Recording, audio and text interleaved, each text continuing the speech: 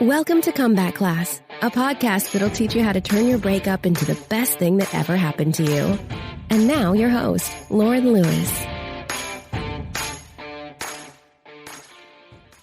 Welcome back to Comeback Class. Thanks for joining me again this week. I'm so excited that you're here, and I want to make sure that you never miss an episode when it comes out. So make sure you hit that subscribe button. If you love this podcast, you can leave a rating, you can leave a review, you can share it with a friend that you feel might also really like it, all of which would be super, super appreciated by me. I want to jump right into today's topic, which is a question that I get asked quite a bit, and that is, why can't I move on? And the truth is, there are potentially lots of different reasons why you can't move on. And if you're in that place where you feel like you can't move on, then I can almost guarantee that it's because of one or more of these things. So we're going to talk about all of them right now. Just to clarify, this list is specifically why you can't move on from a breakup or from a previous relationship. So let's get started. The number one reason why you may not be able to move on, and that's because you are emotionally attached to this person, which seems pretty obvious. If you are in a relationship with someone, whether it be for a short period of time or a long period of time, you are likely attached to them in some way. Obviously, the longer we spend with someone, the longer we are in a relationship with them, the deeper the emotional attachment is. But when you have this attachment, it can make it really difficult to let go because you are so used to this person being there for you and you being there for them. So when you have that really special connection with someone or that emotional attachment, it can feel like maybe you won't be able to find that or have that with someone else, which we know for the most part is probably not true. But it can feel like that when we've spent a lot of time with somebody, we've gotten to know them very intimately. It can feel like there's no one else that we can have that type of connection with. The hard part with breaking up is that you have to emotionally detach from that person. And it doesn't mean that you don't care about them or care about their well-being. You can, and that's certainly okay. But you cannot have that deep level of emotional attachment that you had before, if that makes sense. The second reason might be that you feel a loss of your identity. And this is really common with people that have been together for a really long time, because you may have defined your identity based on your relationship. And sometimes when we break up with people after being with them for a really long time, we can feel really lost and unsure of who we are without them, because everything that we do, all the decisions that we make, all the moves that we make in life are not necessarily revolving around them, but they are a part of that vision. They're a part of everything that we do pretty much. So it's not uncommon for people to end a long-term relationship and suddenly have this identity crisis and not know who they truly are anymore. So this is why I talk about personal development and personal growth so much, is because it's such an integral part of healing from our breakup, and that is focusing on ourselves and who we are and what we want.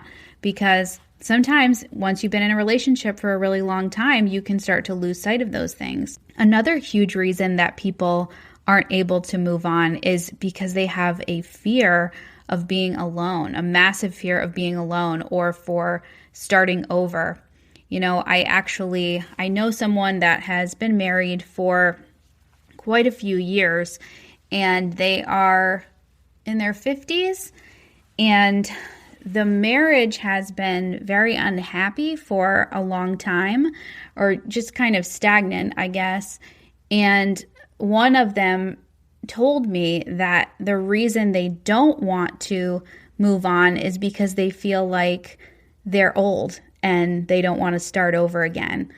And I just think, how sad is that you would rather stay in a relationship where you're very unhappy because it's kind of convenient and comfortable, sort of, and you you just don't want to start over again. You don't want to have to start dating again and find somebody else. It just seems like way too much. And it seems much harder than the alternative, which is staying somewhere where you're really not happy. Now, obviously, I'm not suggesting that if you're unhappy in your marriage that you just go ahead and get divorced. There are alternatives to that, right? You can work on your marriage. And I would say that somebody in that situation, if they want to be married to that person and they want to have a happy marriage to that person, that they should work on it. But if you're not going to do anything, if you're not going to work on it and you are not going to end it, then that's the sad part to me. And the way that I think about things and the way that I encourage my students to think about things is not to settle. You know, life is very short and you only get one, and it should be the best life that you can possibly have.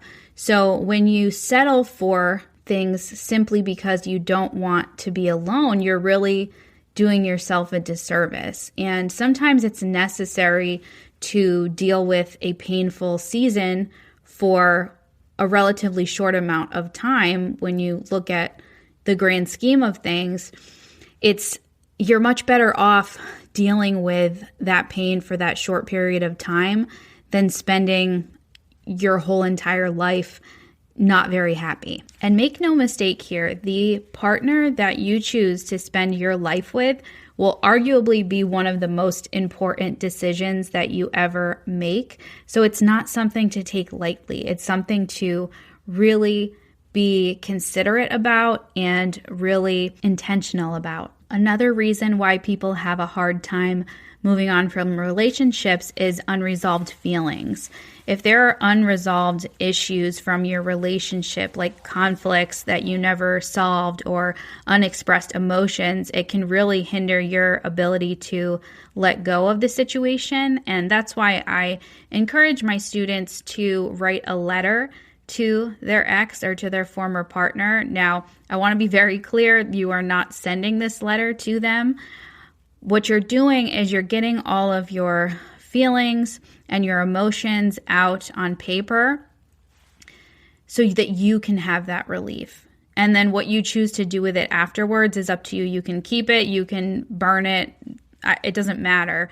But it's just a kind of a therapeutic exercise, I think, where you can release a lot of those emotions and all the things that you maybe wanted to say. But would it really be beneficial to call this person up and tell them to their face or send them a letter? No, probably not, because if you're doing that, it's because you're expecting a reaction. And I don't want you to do something like that because you're looking for a reaction. I want you to do it for you so that you can find some peace internally. Reason number 5 is having low self-esteem.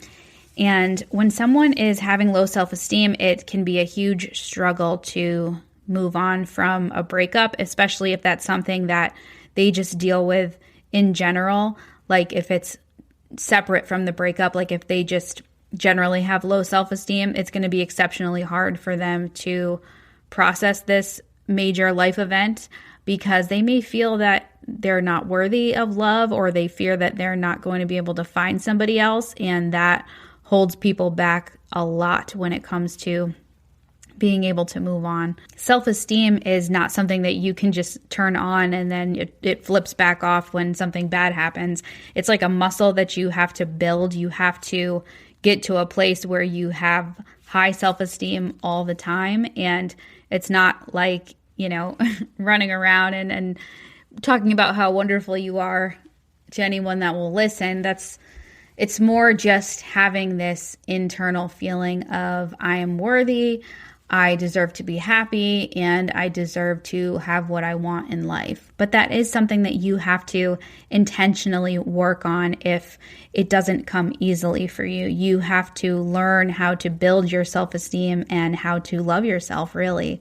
Reason number 6 that people find it hard to move on is because of nostalgia or romanticizing the past. And I know that I've certainly done this, and I'm sure a lot of other people do it too, but sometimes when you break up with someone, all you can think about is the good times and how wonderful your relationship was, and you see the past with these rose-colored glasses, so to speak. And sometimes you really have to look at the situation objectively. And even though there were probably great things about your relationship, if it was meant to work out and if everything was great, then you probably wouldn't have broken up. So you have to consider all the factors. But it is, I think, natural to, especially when you're the one getting broken up with, all you can think about is how wonderful it was before this happened. So it's something that is easy to experience. But like I said, you have to just consider all of the facts and everything that was going on. And you also have to accept sometimes when things are over. And as much as we want to try to change other people's minds or to make someone see that we are worthy of their love, it's often not worth it. It's much more worth it and much more worth your time to focus on yourself and realize that the person who is meant to be with you, that is meant to have you in their life, they will recognize your worth and they will act accordingly. Number 7 kind of goes along with loss of identity and fear of being alone, and that is codependency. So when you're in a codependent relationship with someone, you are kind of overly reliant on the other person and you just feed off of each other and you're not totally sure how to function without that other person. And it's kind of a balancing act, but it can get to the point where you don't even realize this is going on. I would dare to say that most people who are in codependent relationships probably don't even realize that they're in a codependent relationship, but it's something that we see a lot. So that can make it exceptionally hard to move on when you literally feel like this person is your other half and you're not even sure how to function without them. Another factor that can make it really difficult to move on is when you have changes in your social circle. Sometimes when you are in a relationship with someone, you have mutual friends, you have other couple friends, and when you break up, it can get kind of awkward because it's like who stays friends with who, that kind of thing. And if you're the person that maybe didn't end up with all the friends after the breakup, all the mutual friends, then you can feel super isolated and that can make it really difficult to move on. But again, it's all about developing yourself and growing yourself and figuring out who you are and then inviting like-minded people into your life that you can have genuine friendships with. The next couple reasons kind of go into the psychological side of things, and one of them is trauma. So if your breakup was really traumatic, maybe it involved infidelity or betrayal or some type of abuse, it can have a lasting impact on someone's ability to move on and to be able to trust again. Also, your attachment style. Let's say you're an anxious or fearful person, you have an anxious or fearful attachment. That can affect how you process a breakup and make it even harder because it's just your part of your personality to be anxious about things. So it really heightens your anxiety and it can really take a toll on your psychological state. So that's why, as I've said before, and I'll always say that therapy is one of the most valuable tools that we have available to us when we're going through this time. So if you have the means, I always recommend going to therapy, speaking with a therapist. It's super helpful and it's helped me. And I know that it's helped a lot of other people that I know. So it's definitely worth considering. Number 11 is a lack of closure. And this is something that I hear about all the time. It makes complete sense. Especially if a breakup occurred that we were not expecting, maybe we were the dumpee, we may feel that we didn't get closure. We have unanswered questions about the relationship or about the breakup, and we can spend so much time just ruminating over why it happened or what's going on in the other person's head and just wanting that closure. But the mistake that I think a lot of people make is that they are seeking closure from the other person, when the reality is you are the only person who can give yourself closure. You have to say to yourself, I accept what's happened. It may not have been what I expected or what I wanted, but I am going to accept it for what it is, for the facts that I know, and I can't just spiral and start thinking about all the things that could be what they're thinking or what their plans were or anything like that. You have to just tell yourself that this is what it is and it's going to be okay. Because regardless of what this other person says, it's probably still not going to give you closure. Nothing. If you are that upset, if you are that distraught over your breakup, if someone broke up with you, whatever reasons that they give you are not going to make sense to you, or you're not going to want to accept them. So it's not even worth trying to seek closure from someone else because they're not going to be able to give it to you. Another kind of practical reason why people have a hard time moving on is because of external circumstances. So you may be financially dependent on this person, or you may have shared assets, or you may have children together, and that can just make it even more challenging to move on after a breakup.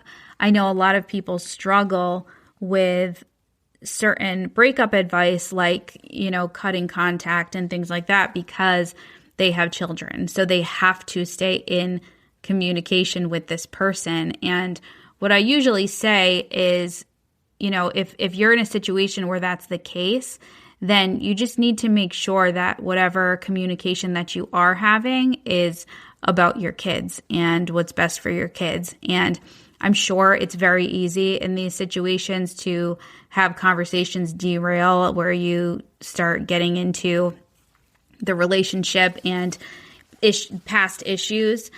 But if you just try to remember that, the main reason that you are having to communicate with this person is for your kids, then I think that will help.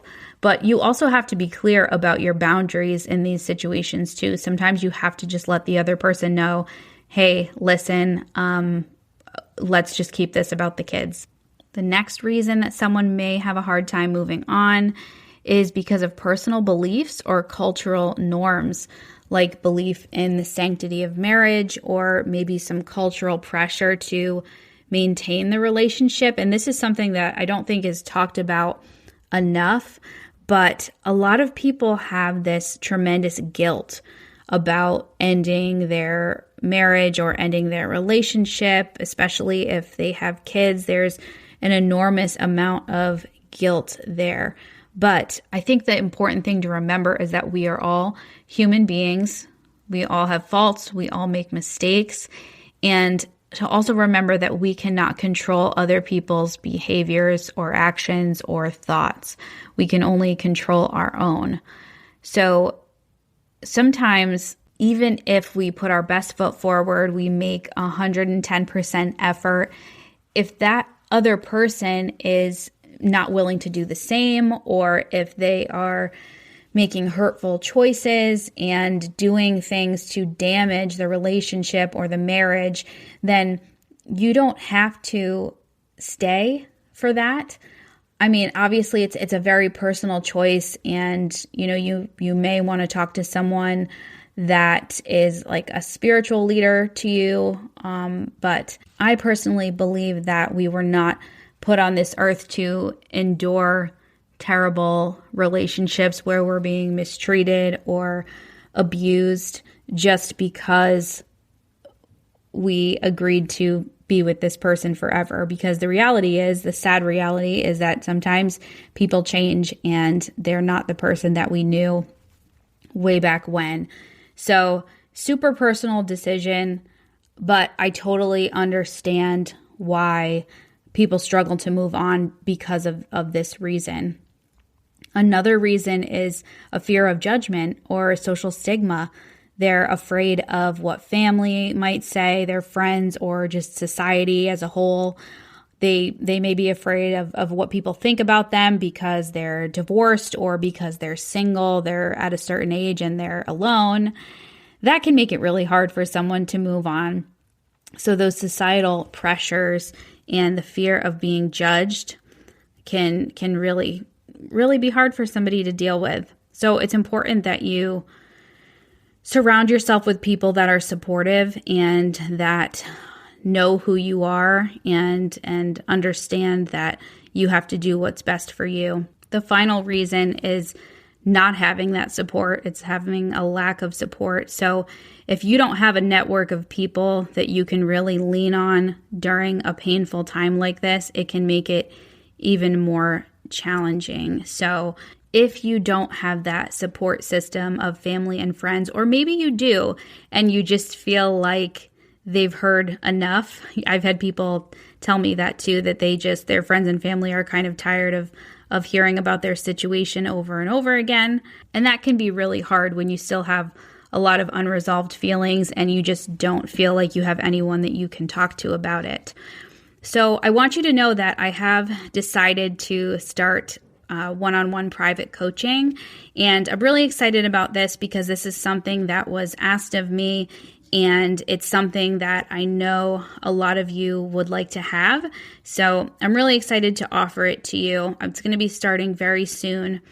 If that is something that you're interested in, but you're not really sure, or maybe you want to talk to me first before you go ahead and jump in, then I want to invite you to do that. I am going to put a link to my calendar in the show notes, or you can send me an email, hello@theheartbreaknurse.com, and I can send you a link that way, and we can get on a 20-minute call and just kind of talk about your situation and what's going on, and I will try to help you figure out where it is that you're getting stuck and what I think the next best step might be for you. And this is like a no pressure, super laid back type of thing, and it's free of charge. There's no cost. So it's just a 20-minute little get to know you call with me. And like I said, I'll put the link with my calendar in the show notes, or you can just email me and I will get that over to you. I want you to know that I understand how hard it is to move on. It's something that I have struggled with myself a few times in different relationship and breakup situations. So I understand where you're at, and I also know what it's like on the other side when things are a lot better, and I want to help you get there as quickly as I possibly can. So if you are interested in having a chat with me, just book a call with me using my calendar, or you can go ahead and shoot me that email, hello@theheartbreaknurse.com. That is it for this week's episode. Thanks again so much for being here, and I will see you next week.